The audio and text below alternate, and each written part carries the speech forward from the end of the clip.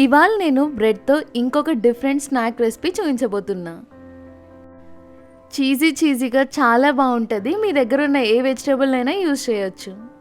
First అయితే ఒక బౌల్ని తీసుకొని అందులో కట్ చేసి పెట్టుకున్న onions, tomatoes, salt, chilli flakes, pepper powder ఇవన్నీ వేసుకొని బాగా మిక్స్ చేసుకోవాలి. మీ దగ్గర క్యాప్సికమ్ లాంటివి ఉన్నా అవి కూడా వేసుకోండి. తర్వాత బ్రెడ్ స్లైసెస్ని తీసుకొని దాని మీద పిజ్జా సాస్ని పూయాలి. అది బాగా స్ప్రెడ్ చేసిన తర్వాత ఫస్ట్ పైన అంతా ఒక లేయర్ చీజ్ వేసుకోవాలి.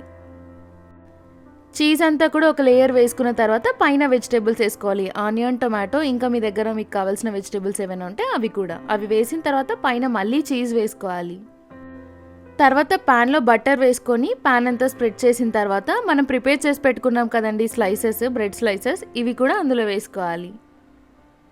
ఈ బ్రెడ్ స్లైసెస్ పెట్టిన తర్వాత మూత పెట్టేసి ఒక 2 to 3 minutes లో ఫ్లేమ్లో కుక్ అవ్వనివ్వాలి.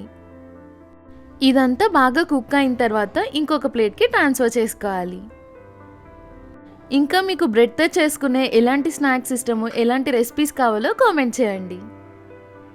ఈ స్లైసెస్ మీద పైన పెప్పర్ పౌడర్ ఇంకా ఒరిగానో వేసుకొని ఒకసారి ట్రై చేయండి.